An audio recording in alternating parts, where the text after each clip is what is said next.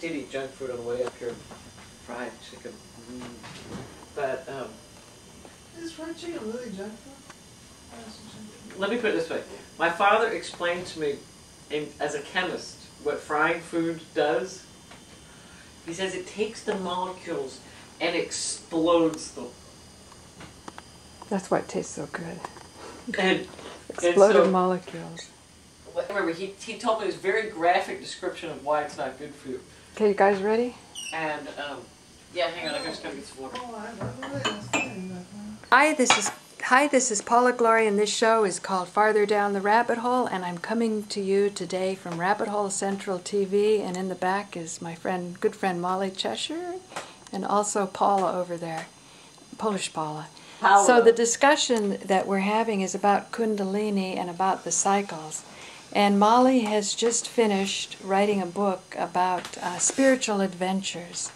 And so she's knowledgeable about the ups and downs, and so I wanted to catch this discussion.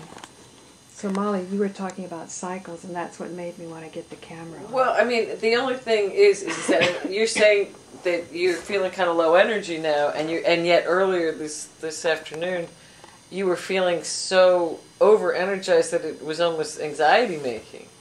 And you don't think that's anything about Kundalini? Yeah, because you were having big openings yesterday. I mean, Michelin, remember? I mean, to me, okay, like for example, when I Molly, had... let me tell you just quick what we were watching. We were watching, here, let me tell you this. Alan Steinfeld got a great interview in Israel with the man who discovered THC in 1964, and so I was just sort of relaxing and listening to it on the bed. But Paula, talk about what you were having. You were having Kundalini experiences. Yeah. I was sitting there and I started feeling that the swaying movement inside of me, and so I just let it happen, and I was sitting in a position where I knew that it would come out stronger. Kind of nicely aligned. Yeah. Not the way you are right now. But you had some new movements too, remember? You were sharing that? And I started, what happened yesterday was new, I started tuning in into this movement, because what Kundalini is about and the swaying is that it unblocks all the chakras and cleans them, right?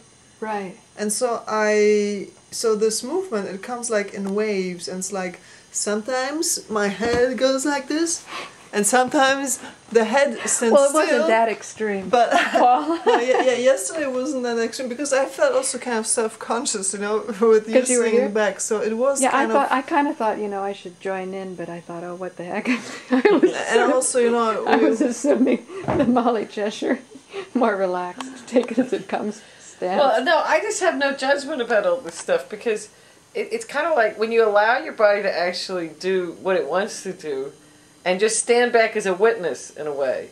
You don't have to take it personally. It's just doing what it does. And now what you're kind of feeling today is think of it this way: your body is wired for 110, and you start running 220 through it, right?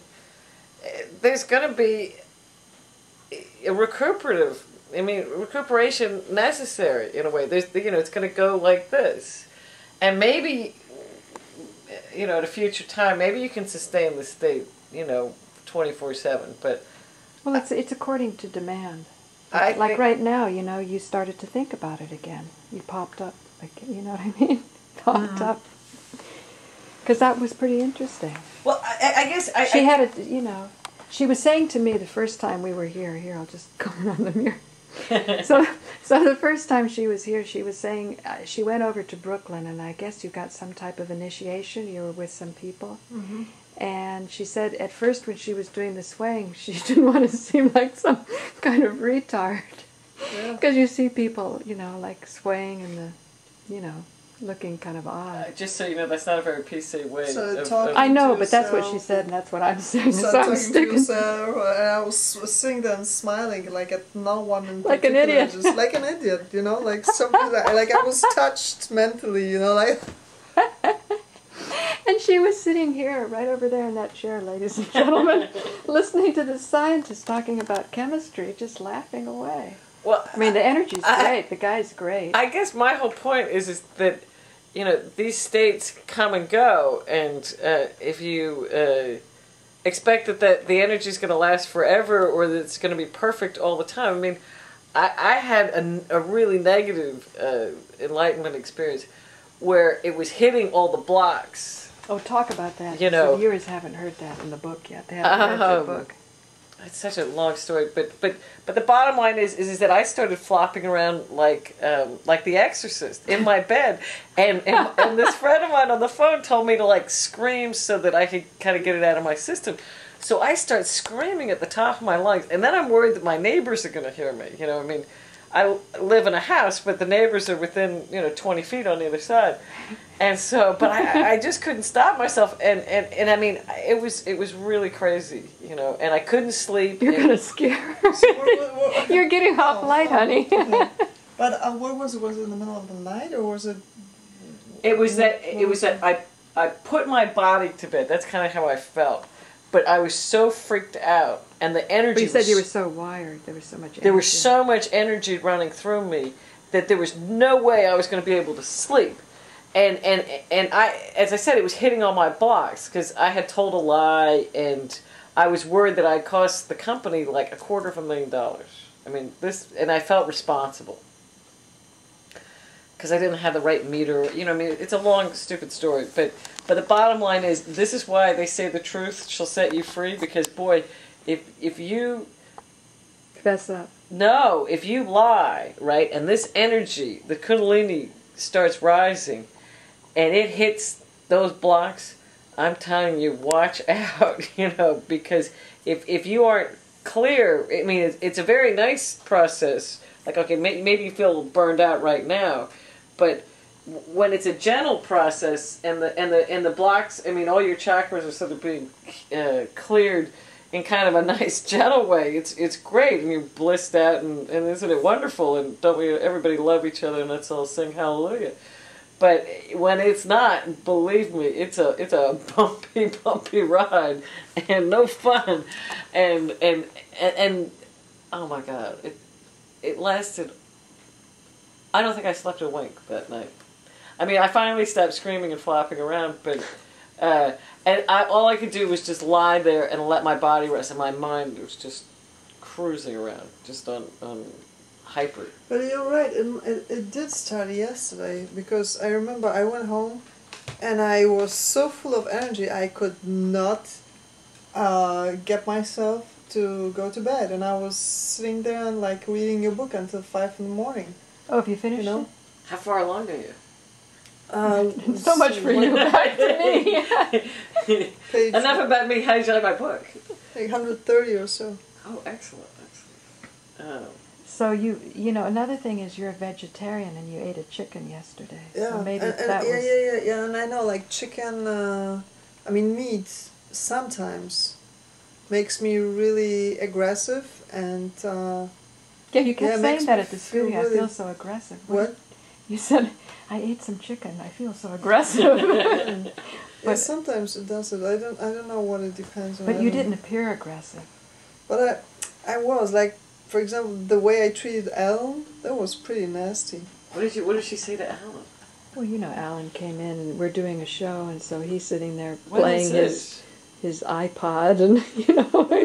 That was really annoying. It was stupid, you know. And here, she'll get a chick aggressive all over again. We are sitting here at the desk. He's lying at the bed, on the bed, right? And he says, "No, it happens once, okay?" And I turn around and like, don't say anything, okay? But he gets the picture and like turns off the volume, okay? So then we continue shooting, and again he starts playing something loud, okay? And I'm like, Alan, are you serious? I don't know what I said, something nasty. And then he says, I'm sorry, I did not know it was so loud. Excuse me, you have shot 500 freaking videos, probably like you know, 5,000, and you don't know that something like this gets recorded. You have to understand. It's not about meat. No, it's not about me. But also, Alan will leave his cell phone on. It will ring in an interview, Like we were interviewing this major scientist, and Alan will answer the call. I mean, it's one thing to have your cell phone on and turn it off, but then to talk to the person. Listen, here, take it. Let me show you what he did. So once I was in the Express studio, and I got Alan and Kathy Davis from WBAI, and we're sitting there and the cameras are on. It's a small studio, but I'm not sure if we got call-ins or not. So, or maybe Webster Darpley was calling Somebody in. famous. And so, for some reason, the phones weren't working, so we had to use his cell phone. And so then here we are talking, doing the show, and then beep, beep. You know how when you've got the call waiting? Right. So he's sitting there. Not only is he not ignoring it, he's sitting there looking to see who the number is. And we're doing a show. Right. And Webster's calling in on his cell phone. So I used to say, you know, and then when you try to get Alan, you can like never get him. And I said, well, it must be because he's not doing a show. So he's not answering his cell phone. I mean, all I gotta say is you're preaching to the choir here, and it's not about chicken. It's not about you either, and it's not about. And it's not about. Well, we haven't figured out what his resistance is. I mean, to exactly what you're talking about, stuff that seems so obvious to any normal thinking person, and yet continually there's this sort of. Look at, since she's read the book, what did Paul Lowe say about Alan? Oh, well, What did you say? He's the most unconscious, conscious man alive. I told it to the ladies at M&M behind the desk. Uh-huh. Oh my God, Melanie, she was in hysterics. Yeah. she just thought that was the funniest thing. So tell us about your book, Molly. What's going on now? Oh, How are you thinking well, it's sort about of it? stalled at the moment. I mean, But I mean, just think of the marketing ideas, or just for the viewer's sake, because publishing is changing and farther down the well, I rabbit mean, hole is rising. oh shit! You know, that's another thing. Oh God. I kind of dropped the ball at the moment, but I'm going to pick it up this week, hopefully.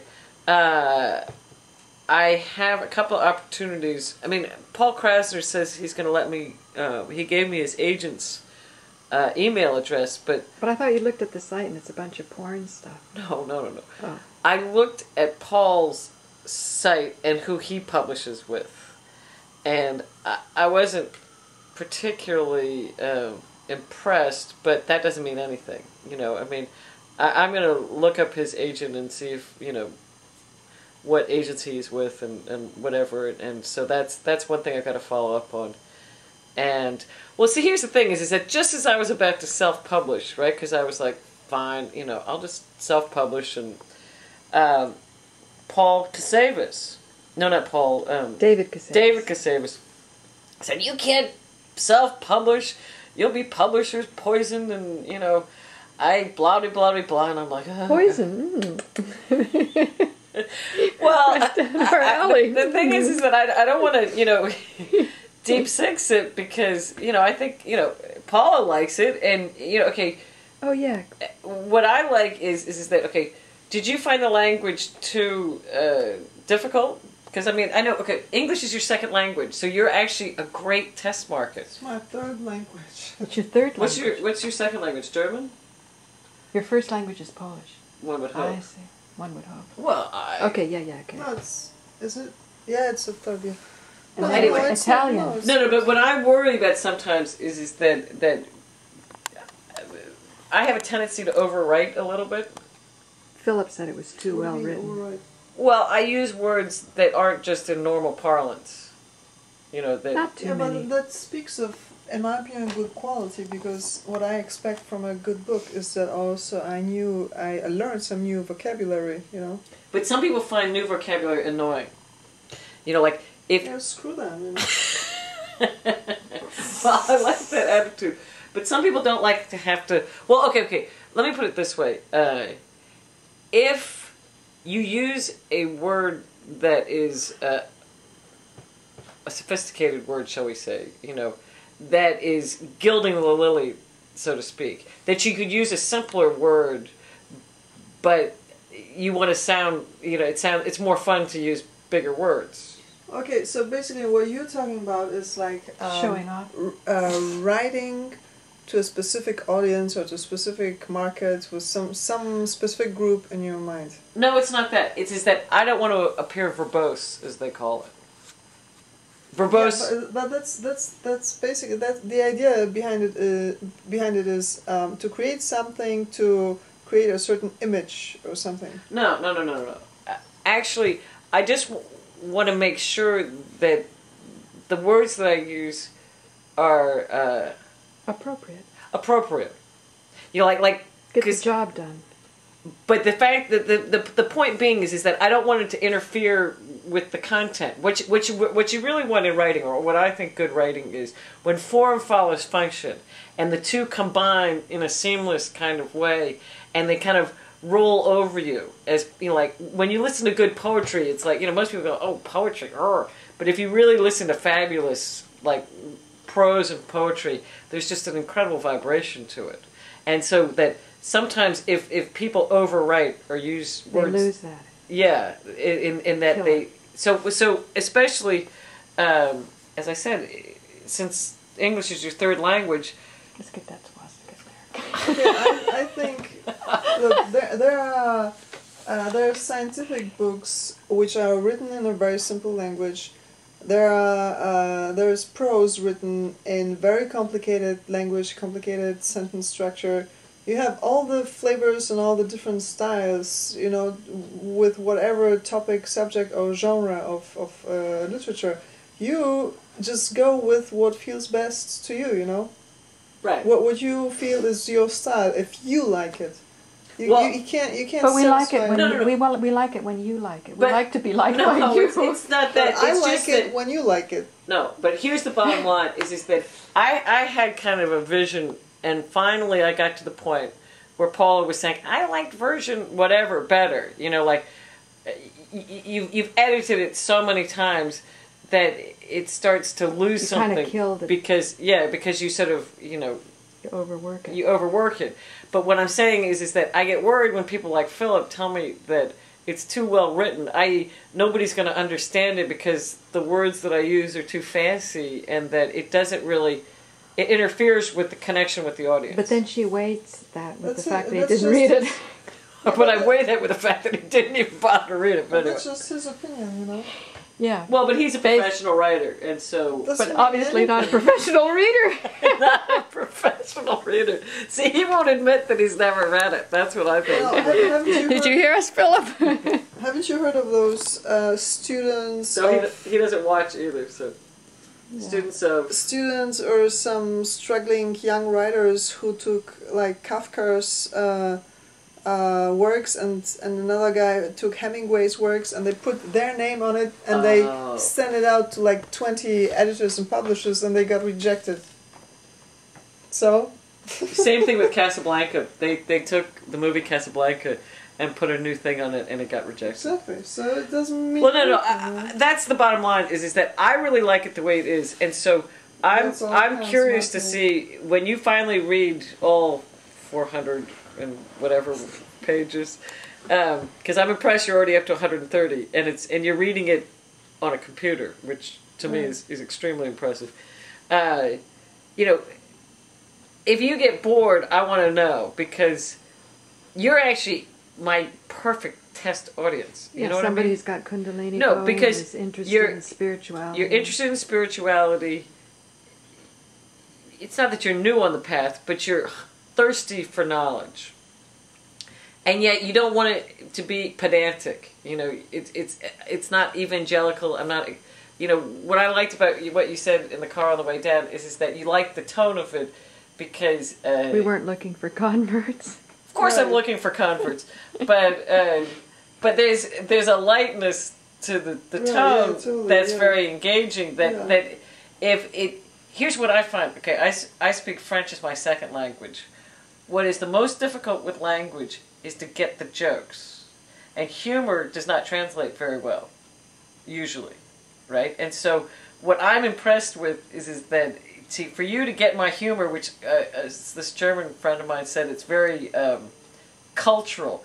I kind of based on 60s sitcoms and very American cultural metaphors and stuff like that. So if you can get my humor, then I'm extremely impressed with your English, because I have a very dry sense of humor. You know what I mean?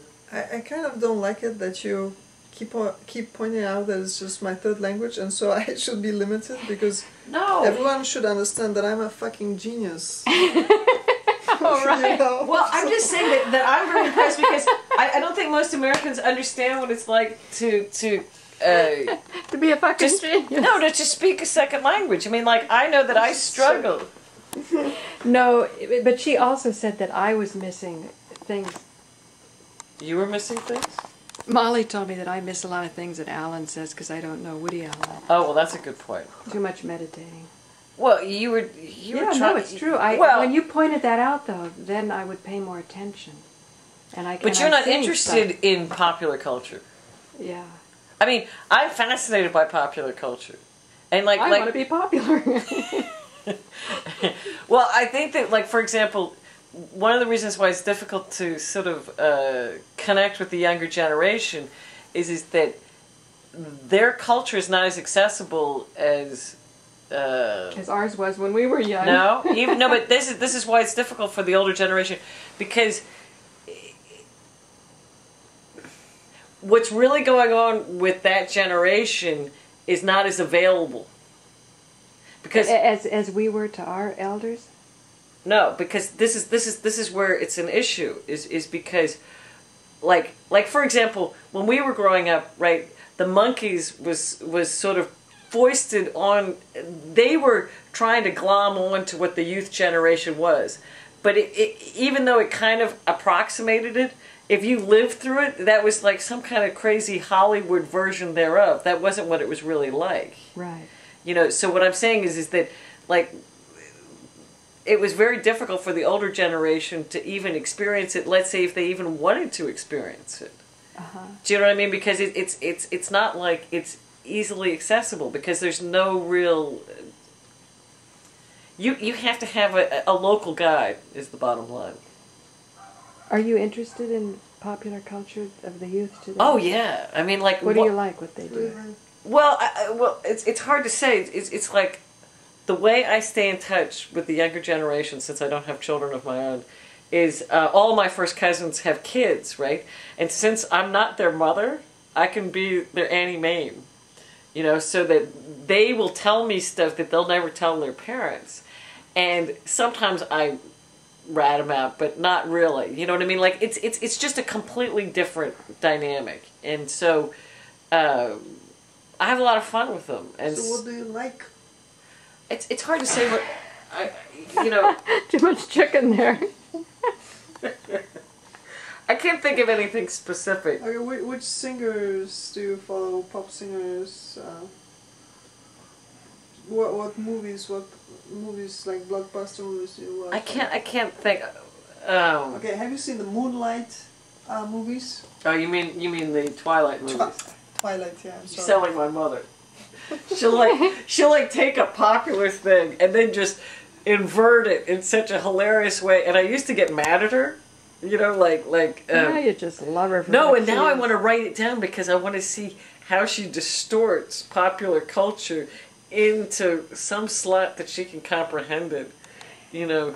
Say, I'm going to follow this with the show we did with Adonis. What did you think about Adonis's show with me? Because you brought him as talent. You met him at one of the restaurants. I loved him. I can tell you what you think. Was it surprising what he said? No. You knew that. It was surprising, like, when he was talking about how he sees the political situation in America, and when he was talking about the middle class that lost a lot of their wealth over the last, decades, and that he's expecting those people to revolt. So I was like, oh wow, this guy's really up to date, It was like, I was positively surprised. Well, I'm going to be interested to post this on YouTube and see what my Greek subscribers say. Oh, yeah. Yeah, because I'm picking up more Greek subscribers. The only thing that she said that she didn't just say on camera, and I hope it's going to be okay if I say this, is that I think he was very reserved around you. I mean, he has a lot more personality that didn't come out. No, I didn't mean around her. I felt he was reserved, period. But I mean, like, because I think it was more because it was a new situation for him. He did not know what's gonna happen, what is expected of him, what you're gonna ask him. Okay, now take your clothes off. It's the closed studio. Wink, wink, nudge, nudge. No, I think it's good to be cautious when you first embark on an adventure. And also, that's you were kind of throwing him curveballs in a way. And he was taking them all. I understand, but you know. Yeah, and then he took over the charge. Yeah, like you were monopolizing at some point. You know, talking. Like, come on, let him talk. You know, and hemp oil, and let's give all the world hemp oil here. And then, but then he took it in. He took it in, and he took more. the right. But all I'm saying is that you had him at a disadvantage because you were asking about topics that you were the expert in, and not asking him like you were doing a little bit like Harold Chandler. I hate to say it, in that you were trying to co-opt him onto your agenda. No, yeah, seriously, Paula, you always do this during videos. Always, like you talk too much. You know, like you just have to let the guests talk. You know, because people when they watch. You interviewing someone, they want to know, you know, why you're interviewing them. What do they have to say? You know, they know already. I think that you're into hemp oil. You know that you're 9/11 truth. I think some people just like to hear Paula talk.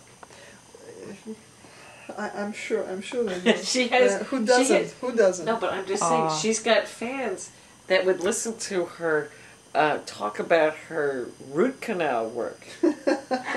And they would, and no, but this is the absolute truth. And we've got to find the show, right? She's talking. Oh, I read this in your book. For once. Yeah.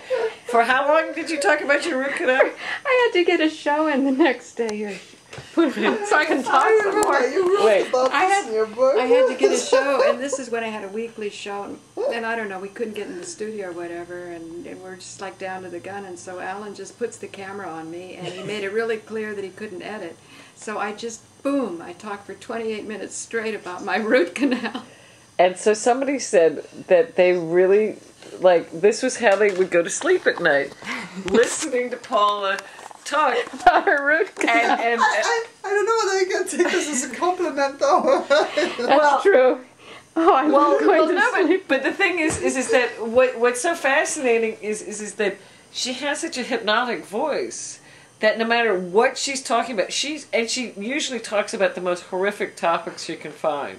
You know, I mean, pedophilia, and then now this angelic voice.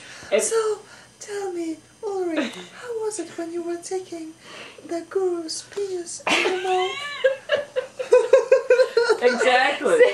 But I mean... Wait a second, the show's almost over. How do you feel with your Kundalini? You're feeling a little more cheerful, right? Yeah. I think it's because we're creating. Well, we're pumping her up with our Shakti. Or the viewers, we're creating, right? Oh yeah, definitely. So YouTube, don't take this down, okay? Why would they take us down? This was the one they took down. I'm in the power experience spot. With sex and spirituality. But we're not talking about sex. Kundalini. I know. Well, we'll see how I label it. Over and out. Long way. Yeah, but Okay. Yeah. Whatever you want. I'm not forcing you. I'm just to your agenda. No, yeah, seriously, Paula, you always do this during videos. Always, like you talk too much. You know, like. I think some people just like to hear Paula talk. I'm sure they do. She has. Who doesn't? Who doesn't? No, but I'm just saying she's.